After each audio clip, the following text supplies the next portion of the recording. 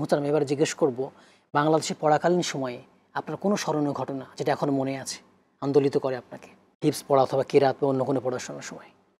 আলহামদুলিল্লাহ, আমি হাফেজ হওয়ার পরে আমি কেরাত শিখলাম, আবার আমি গজলও ইসলামী নাশিদও শিখলাম। এখন আমি তো আলহামদুলিল্লাহ ওয়াজের ময়দানে আলহামদুলিল্লাহ কোরআন হাদিসের কথা বলছি, আলহামদুলিল্লাহ মানুষকে কোরআন হাদিসের আলোচনা শোনাচ্ছি। একটা স্মরণীয় বা ওয়াজ ঘটনা, করতে যাও আপনার যদি কোনো স্মরণীয় ঘটনা থাকে সেটাও আমরা শুনি। আমার একটা স্মরণীয় ঘটনা আছে। আমরা একবার একটা প্রোগ্রামে গিয়েছিলাম নরসিংদীতে, রায়পুরা একটা জায়গা। আচ্ছা সেটা অনেক আগের কথা, আরও 2004-05-এর কথা। আচ্ছা আচ্ছা, শুনি আমরা। তার মানে 20 বছর আগে, 20 20 বছর বছর আগের আগের কথা। ঘটনা। তো আমরা একটা প্রোগ্রামে গেলাম নরসিংদীর রায়পুরাতে। তো ওই প্রোগ্রামটায় যেতে হয় একটা নদী পার হয়ে, আচ্ছা, একটা নদী পার হয়ে যেতে হয়, মাঝখানে মেঘনা নদী। তো আমরা রাত্রেবেলা প্রোগ্রাম শেষ করে ঢাকায় চলে আসব। এখন তো প্রোগ্রামের যারা আয়োজক ওরা বলছেন যে হুজুর রাত্রে তো ঢাকায় যেতে পারবে না, কেন? মেঘনা নদীতে এখন পার হওয়ার কোনো সুযোগ নেই, মেঘনা পারাপারের নদীতে সুযোগ নেই। পারাপারের সুযোগ নেই। তো কি করা যায়? আমরা যারা প্রোগ্রামে গিয়েছিলাম প্রায় 8-10 জন মিলে আমরা রাত্রবেলা একটা চরের মধ্যে একটা ব্রিজের উপরে, প্রচণ্ড শীত, সেই শীতের মধ্যে আমরা সারাটা রাত ওই ব্রিজের মধ্যে আমরা মানে কাটিয়ে দিলাম। নির্ঘুম রাত, প্রচণ্ড ঠান্ডা, প্রচণ্ড কুয়াশা। তো ওই প্রোগ্রামটা শেষ করে যখন ঢাকায় আসলাম, আসার পরে আমার 1 সপ্তাহ জ্বর ছিল টানা। তো আপনি যেখানে গিয়েছিলেন, আপনারা যেখানে গিয়েছিলেন, তারা রাতে থাকার ব্যবস্থা করে নাই? থাকার ব্যবস্থা করেছে, কিন্তু আমরা, ওরা বলছে যে নদীর পাড়ে গেলে হয়তো বা আপনি পার হওয়ার জন্য কোনো ব্যবস্থা হইতে পারে। আচ্ছা কিন্তু আচ্ছা, ওদের প্রোগ্রাম থেকে আমরা 3-4 কিলো দূরে চলে আসছি, চলে সুতরাং আসছেন। ওই সময় আবার ব্যাক করে যাওয়াটা। তো আমরা একসাথে 10-12 জন ছিলাম। রাত্রবেলা খুব সাহস ছিল। গল্প করতে করতে মানে বুঝতে পেরেছি। পুরাটা রাত্র কাটায় দিলাম। এবার জানবো আপনার বিদেশে সফর কোরআন নিয়ে।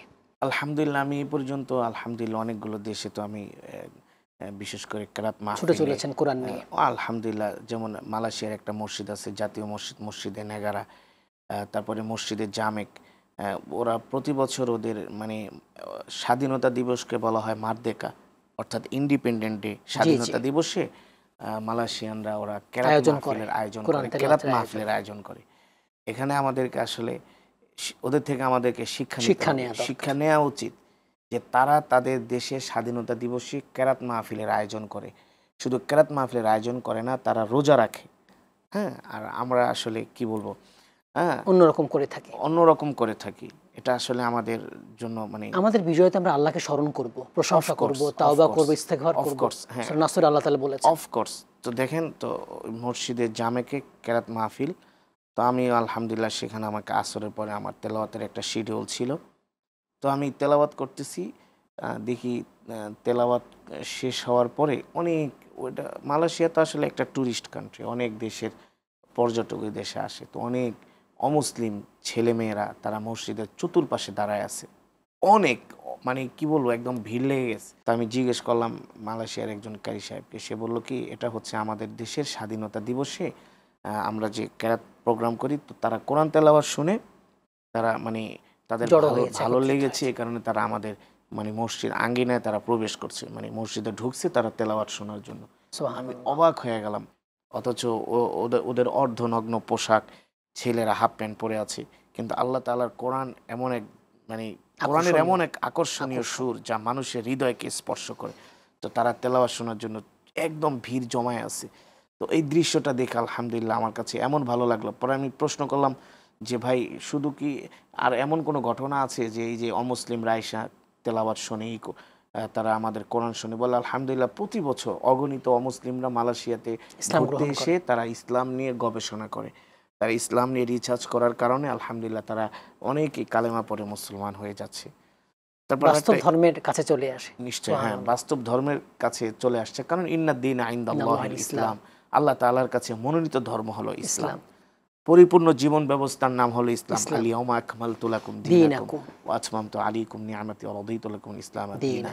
একমাত্র কমপ্লিট জীবন ব্যবস্থার নাম হলো ইসলাম। ইসলাম। বর্তমানে আপনার এই যে তেলাওয়াত নিয়ে ছুটে চলা, তার পাশাপাশি কি নিয়ে ব্যস্ততা আছে? প্রতিষ্ঠান?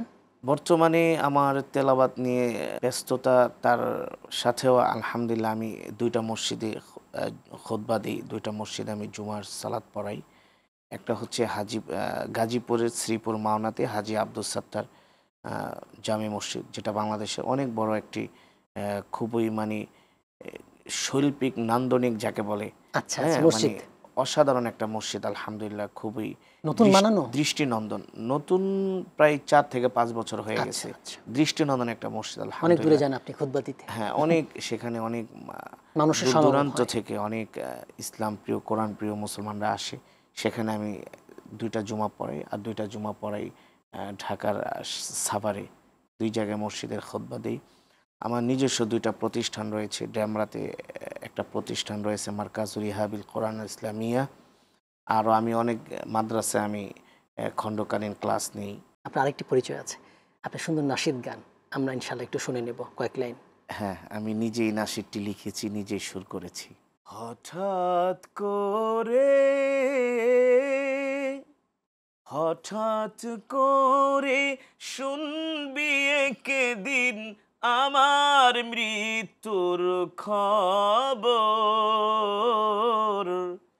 কেঁদে কেঁদে আসবে সবাই দিতে আমায় কবর, দিতে আমায় কবর। লাশটি আমার থাকবে পরে বাড়ির আঙিনায়, মুখের কাফন উঠায়ে সবাই কাঁদবে যে হায় হায়। আমাদের সঙ্গীত পরকালের জন্য প্রস্তুতি নিয়ে থাকতে হবে, কবরে ভালো থাকার জন্য প্রস্তুতি নিয়ে থাকতে হবে, জি, যাতে মানুষের মৃত্যুর কথা স্মরণ হয়। এ পর্যায়ে আপনার কাছে জানতে চাইবো আমাদের দেশের হাফেজ কারি আলেমদের ব্যাপারে আপনার কোনো পরামর্শ আছে কিনা, বা নতুন যারা আসবে এই পথে? জি, আলহামদুলিল্লাহ আমাদের মাদ্রাসা শিক্ষা, দ্বীনি শিক্ষা আলহামদুলিল্লাহ অনেক এগিয়ে গিয়েছে আগের আলহামদুলিল্লাহ। চাইতে?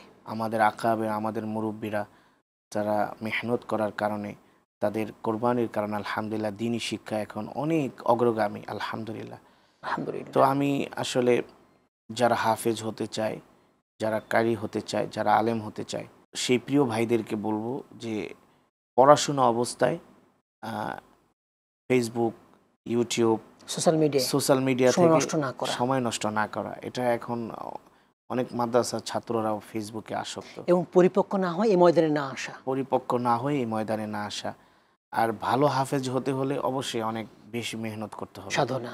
এখন সব ক্ষেত্রে সাধনা লাগে, ভালো কিছু সাধনা করার ছাড়া জন্য তো কিছুই হয় না। কিছুই হয় না। আমাদের যারা জীবনে যারা সফল হয়েছে সালাফ। সবাই সাধনা করে, মেহনত করে, কষ্ট করে, অনেক স্ট্রাগল করেছে লাইফে। অনেক শর্টকাট কোনো ওয়ে নাই, শর্টকাট কোনো ওয়ে নেই। চেষ্টা, মেহনত, স্ট্রাগলের মাধ্যমেই সে সফল হতে পারে, সফল হতে পারবে। খুব বেশি মেহনত করতে হবে ভালো হাফেজ হওয়ার জন্য, ভালো উস্তাদদের কাছে পড়তে হবে, এবং আমল ধরে রাখতে হবে। আমলটা, আমল তো ডেফিনেটলি, বিকল্প আমল ছাড়া নেই, তো কোরআন তাসির তার হবে না। সিনায় থাকবেই না। থাকবেই না। কারণ কোরআন তো আল্লাহ তাআলার কালাম, আল্লাহ তাআলার কিতাব। সুতরাং এই আমল, আখলাক, বিশেষ করে মানে সুন্নতের পাবন্দী হতে হবে। জি জি। একেবারে মাদ্রাসা ছাত্রদের জন্য, শুধু মাদ্রাসা না, স্কুল কলেজে যারা পড়ে তাদের জন্য নসিহা হলো সুন্নতের পাবন্দী হতে হবে, রাসূল সাল্লাল্লাহু আলাইহি ওয়াসাল্লামের সুন্নতগুলো মানতে হবে। এটাই হচ্ছে ভালোবাসা, এটাই হচ্ছে কর্মের রাসূলের মাধ্যমে। প্রতি ভালোবাসা। খালি মুখে বললে হবে না, কর্মে নিয়ে আসতে হবে। অফকোর্স, মুখে বললে হবে না। তো অভিভাবকদেরকেও আরেকটু মানে সহনশীল হতে হবে, ধৈর্যশীল হতে হবে। ভালো ছাত্র হতে হলে, ভালো কিছু শিখতে হলে উস্তাদদের শাসন অবশ্যই মানতে হবে। মারহাবান মারহাবান মারহাবা।